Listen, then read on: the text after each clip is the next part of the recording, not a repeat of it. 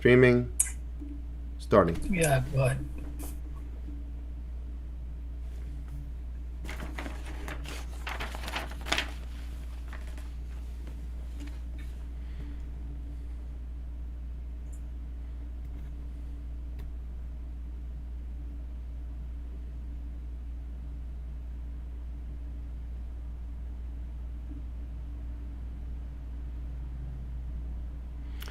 Well, thanks very much, everyone. This is another Meet the Gurus event. It's dedicated to technology, business, and entrepreneurship, as many of you know. These are powerfully converging in our world today. Meet the Gurus is sponsored by Starweaver and another effort to get knowledge, ideas, and insights into the market in a very short form of less than half an hour. Today we have the pleasure of the meeting with Ahmed Zekraoui, and appreciate you taking the time, Ahmed. Thanks for joining us. Yeah, it's really a pleasure being with you guys today to talk about an important subject about cybersecurity. Yeah. Hope you like it. Yeah. So I appreciate you taking the time, and I'm sorry. It looks like I ruined your pronunciation of your last name after practicing it 20 times. So that's what happens, No, right? that's fine. That's what happens when you have a lot of moving parts in your life. So I'm sorry about that. So today we're talking about how to look at cybersecurity and how to budget for it, how to think about it quite differently. And I appreciate you taking the time on that. But before we do that, let's jump into a little about you. Let's talk about your background. Let's talk about what you've been doing and kind of what makes you tick. Yeah, so it's been years since I started my career, my professional career in the cybersecurity in the defense side. Before that, I was a student who was interested in hacking, in ethical hacking, doing that in the right way. And after that, so yeah, as I said, I'm helping companies protecting their infrastructure, helping their servers, virtual machines, to protect them from internal and external hackers. Okay, very exciting. And you've been, I know that a lot of what your career has been spent also in the telecoms area, so where security is incredibly essential. Because it seems like obviously telecommunications is at the core, the hub of all of this hacking activity as well. Yeah, exactly. Even with the growth number of the IoT devices nowadays, which are less secure, unfortunately, um, which make them more vulnerable to hackers and easy to hack. So yeah, it's critical to secure these devices, especially. Okay, so let's jump into your presentation. I know you wanted to do a presentation, and that's great. Um, Yeah, Let me know when you're ready. yeah. Please let me share my screen. Here we go. Great, thank you. Take it away. So, as I said, welcome to this Meet the Guru session on how to efficiently budget for cybersecurity with me and with Paul. So, let's just start. So, according to Babex, which is a platform for automate your cybersecurity posture, the top cybersecurity attack vectors are compromised credentials. Well, the first and the most important one is compromised credentials. Since confidential information such as username and password are exposed to unauthorized users, hackers use a lot of techniques like phishing attacks in order to get these precious informations, like as I said, like username and passwords, and then use them to access critical assets, critical servers, critical applications within the company's network. The second one is the weak and common credentials. We as a human being do prefer always to type in some easy to memorize username and passwords, and this is a huge security issue. Users use most of the time weak passwords since they cannot be easily remembered. Weak and common passwords are very easy to predict and so to hack. The third one is malicious insiders. Malicious insider is not it's not mostly a hacker. It's just an unhappy employee who can cause damage to the company's network. This is especially concern users who will access to confidential information such as sensitive data, passwords, etc. malicious insiders are become critical when they are like in the IT teams or like system administrators, network engineers, etc. Or they can even also be part of the financial team when they have access to internal and precious information about the employees. So, as you can see, the top cybersecurity attack vectors are mainly related to the human being. So, a human being is an important factor in the when it comes to cybersecurity and to the security of the company. That's why it's very important to have an employees who are cybersecurity aware. So employees training about the best practices of cybersecurity is an important thing. So why is that important? Well, because it does reduce the attack surface. It reduces the number of security incidents, because when you do have a cybersecurity aware staff, the number of security incidents, especially those who are related to phishing attacks, for example, will get reduced. So you will always have a reduced number of security incidents, and your security team will focus on more interesting security projects. These projects, of course, will improve the security level of your company. And the most important thing maybe for the managers is that most of the time employees training won't cost you money, because most of companies have an internal security teams who have a good knowledge about cybersecurity. So they can provide this security training to the other employees. They can provide them with the basics of cybersecurity, for example. Some of interesting subjects to discuss during this training can be the dangers of using USB devices, for example, the risk of phishing attacks, and what are the best practices to protect the users against this type of phishing of attacks. Also, another important subject can be the importance of password security. What are the best practices to use passwords, to renew the passwords, to create new passwords every time. To do that, you can provide training sessions for your employees, like online training session, for example. You can send email campaigns like every 2 weeks, for example, or once per month. You can do it in many different formats. A part of the employees training, another important thing is to have a good security tools in your company to protect your assets, your users, your laptops, your applications, etc. For this, we can use paid or free open source tools, let's say. Of course, we are talking always about security tools. Each one has a benefits and disadvantages. So you as a cybersecurity manager or CISO or security engineer responsible to deploy and maintain a good security level of your company, you will always ask this question: how to protect my assets, or how to protect my users, and what are the tools that will help me to do that?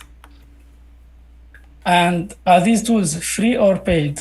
Do we need to spend a lot of money to deploy these tools, or we can do it without spending any money?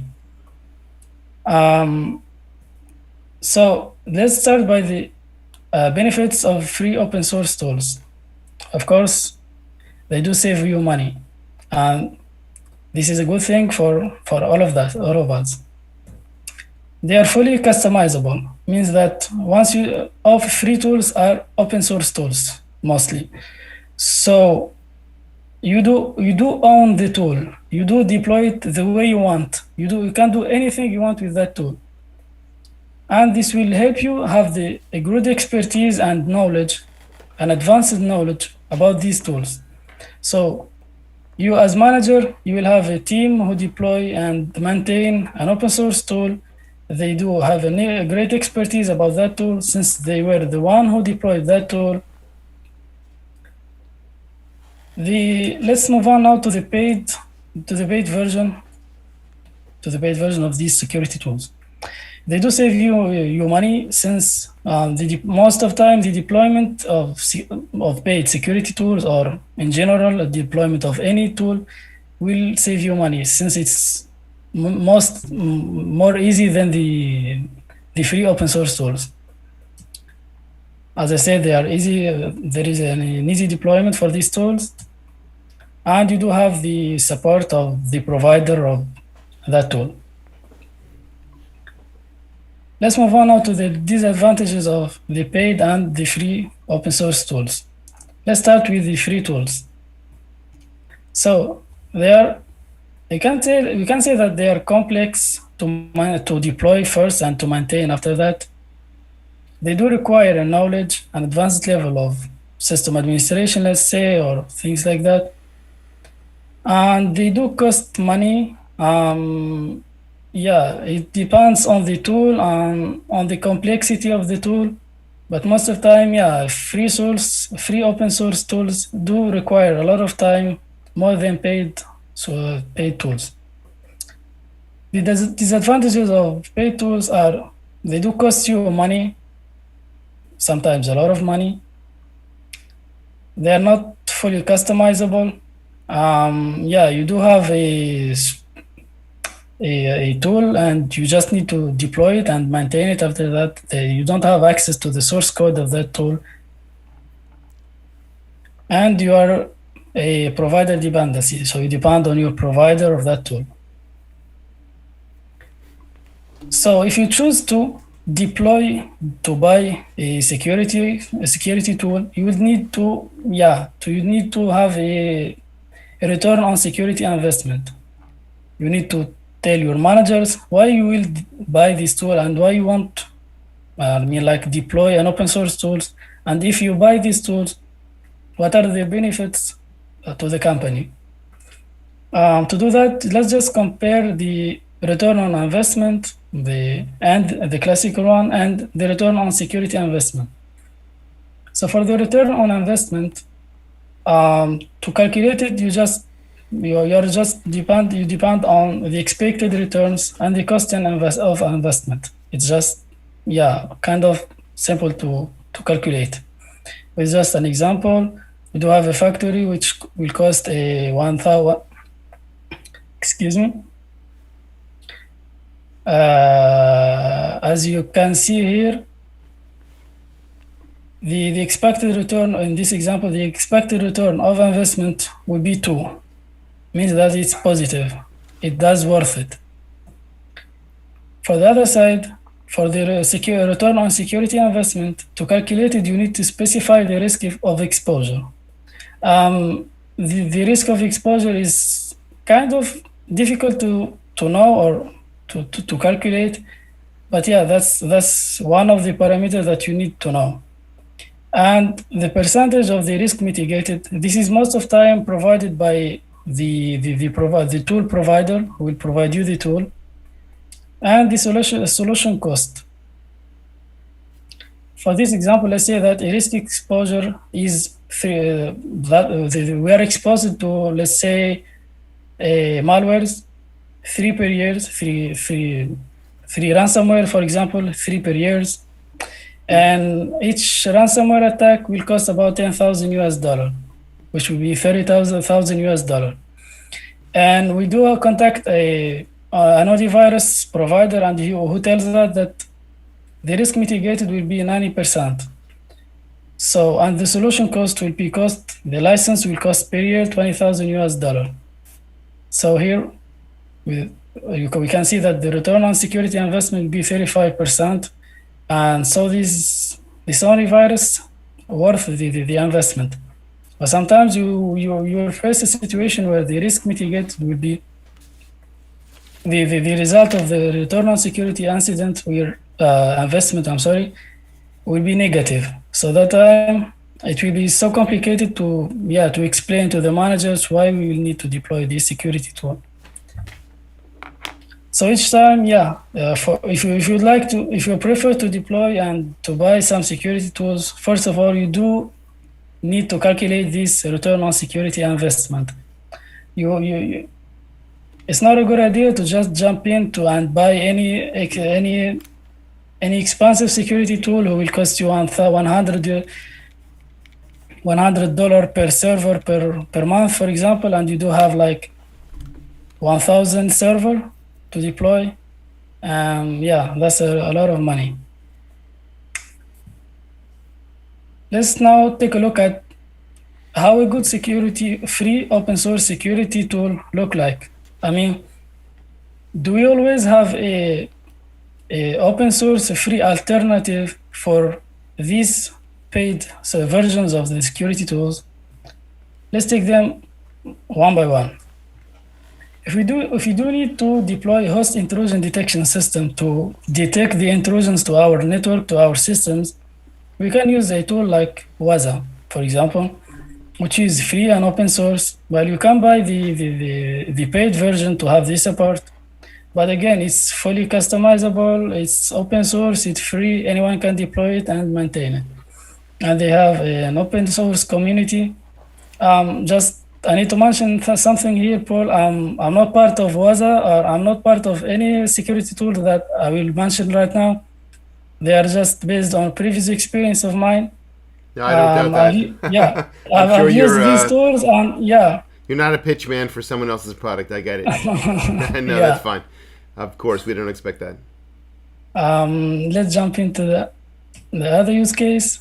Like, for example, if we do need to have a good vulnerability management solution to scan our servers or our network devices for known vulnerabilities, we can use tools like OpenVAS, for example. It's a nice tool. For the network intrusion detection systems, if we do like to detect intrusions inside our networks, not on the host side, you can use tools like Snort, for example, which is also, again, open source. If we take the example of someone who like to have a platform that is hosted on-premise, like VirusTotal, for example, but an on-premise version of that, so that all the users of the companies can upload files and scan these files for known and unknown malicious malwares, for example. They can use platform like IRMA, which is incident response and malware analysis. It's open source, fully customizable. If you do not need to reverse engineer some phishing attacks, for example, we can use Linux distribution for reverse engineering, which is called Trimnax. It's an operating system that we use to reverse engineer malicious PDF documents, Office documents, etc.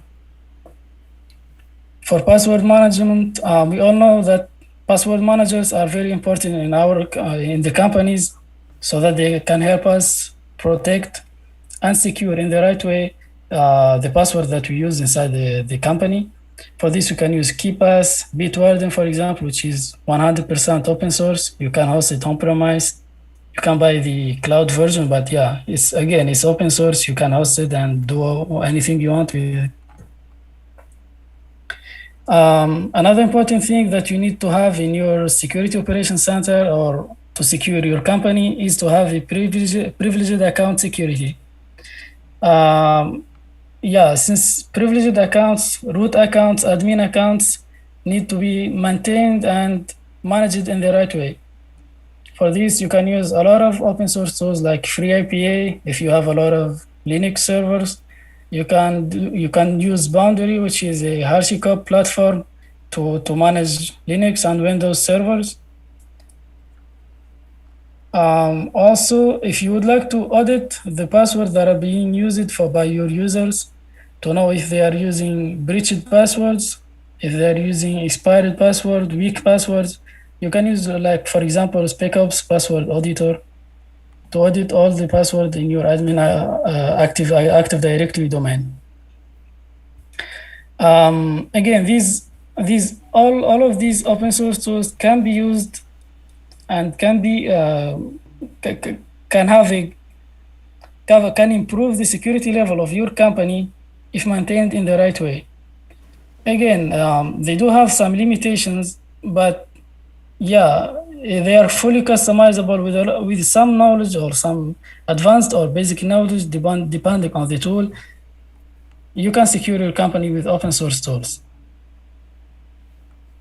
So as I said, free open source tools can provide you with a high level of security, if and only if deployed and managed in the right way. So just you need to focus on staff training first. This is the very important, and the first important thing that you need to focus on. You need to know your team. If you do have a team that has a good technical expertise that they can deploy and maintain open source tools or not. And you need to know what do you prefer to spend time to deploy open source security tools, or cash to buy ready to deploy appliances for security tools, for example. And yeah, just one more thing, don't forget to buy an antivirus. There is nothing that is called free antivirus. Please just buy one. And yeah, thanks. And just feel free to connect with me on LinkedIn. I'll be so happy to have you in my network there. Thank you very much. So let's go back to this sort of discussion. Yeah. Great, thanks. Here we go.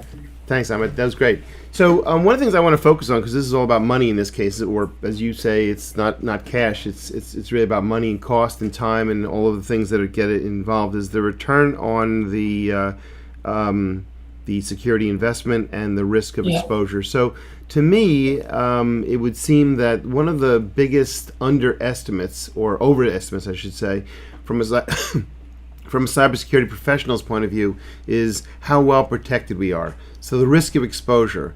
So that's a pretty big, in your equation, it's a pretty big number. I mean, basically, if some cybersecurity expert tells you that, yeah, we're 90% covered, then it looks like your investment might be returning not very much money. But in fact, we know that there are so many attacks that catch cybersecurity professionals unaware. So it's also sort of what you don't know what you don't know, right? You don't know what's going to happen, and you don't know how it's going to come.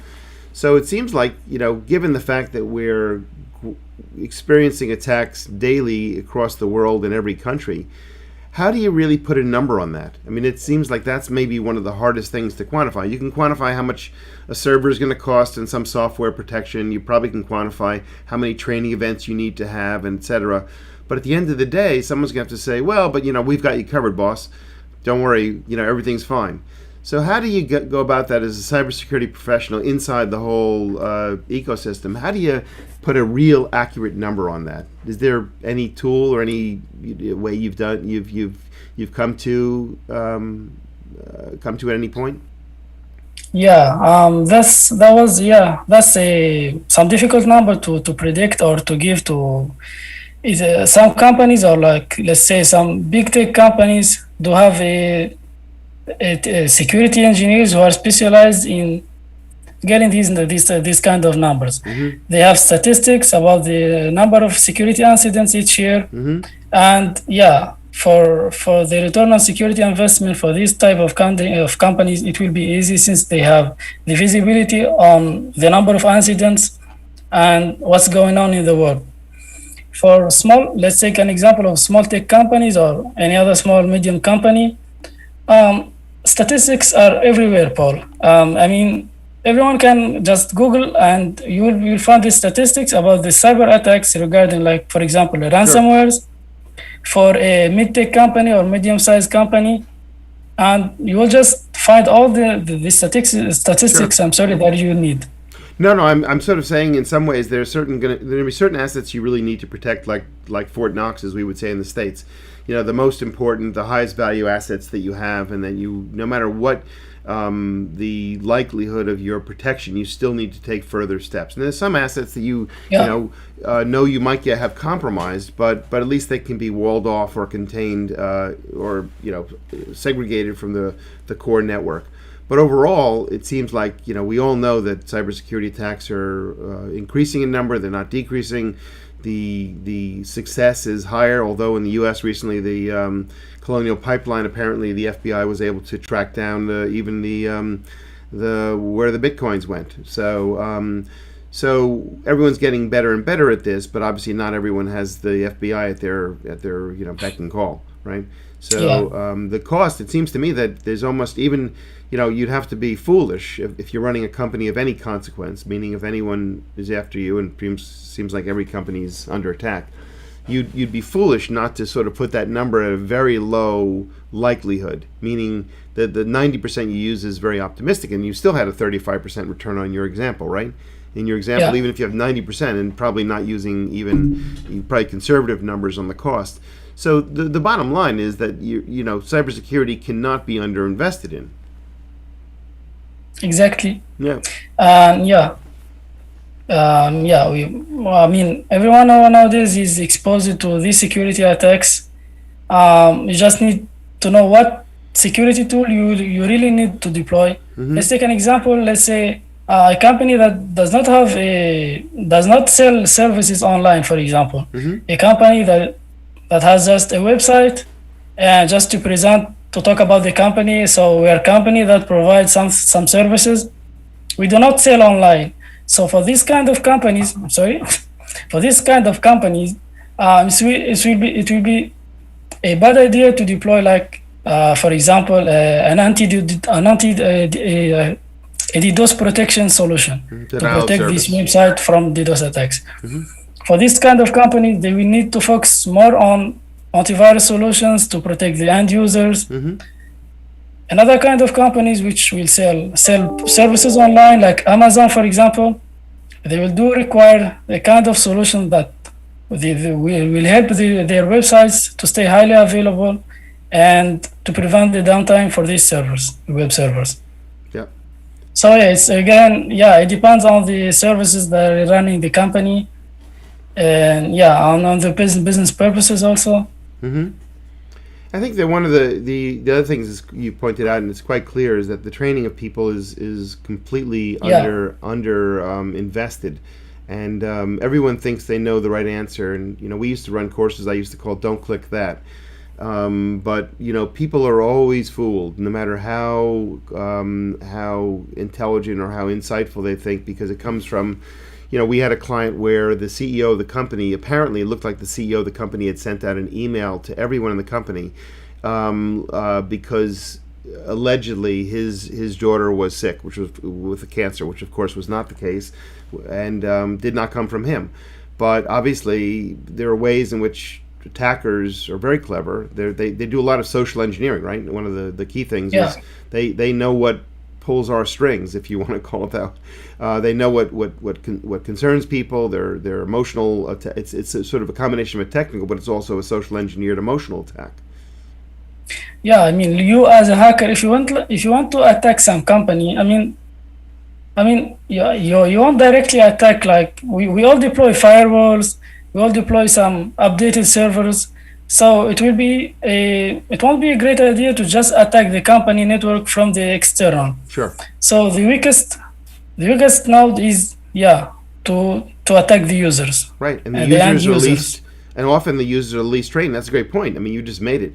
The company is hardened. It has people like you who are expert, who know what to install, know how to monitor, know how to prevent those big attacks. And then someone like me, who's the end consumer, does something that opens the door to a large trove of information. Because I may be a trusted senior executive in a company with access to all sorts of servers, with all and because you, let's say, check out my profile on LinkedIn, this is the guy we need to go after, right? So you can figure out what my email is, you figure out how to send me a message, and before you know it, So the people who are often thinking they're the top of the pyramid, they've hired smart people like you, and before you know it, they're the most vulnerable. They're the weakest point of it, and the best point of attack, the weakest point within the organization. Yeah, exactly. And it's funny that most organizations don't seem to even appreciate that. They think that I'll buy more and more hardware, I'll buy more and more smart people like Ahmed, which is fantastic. And they've already built, 6 walls around their Fort Knox, but they're letting me, the kind of silly guy just wandering in the, and I could be the senior guy, mid-level, junior person, it doesn't matter. If I have access to some core assets, digital assets, whether it's financials, whether it's bank statements or bank access rather, or anything else, I'm the sitting duck. I'm the one with the crosshairs on me. Yeah, yeah. I mean, staff training for small companies, it will be an easy task to maintain, and like if you have like 100 to 100 employees inside the company, it will be easy to maintain and to have a good level of security aware in that company. But when it comes to big companies, I mean like big companies, staff training will maybe cost a lot will cost a lot for these companies. So that's why maybe they do prefer to deploy some hardware or some security tool and just keep it in that side for like years without touching it. Right, but they're focusing on the wrong. They're focusing on the wrong problem. Yeah, That's fascinating. Yeah, we appreciate are you the taking the problem. time We are the human being.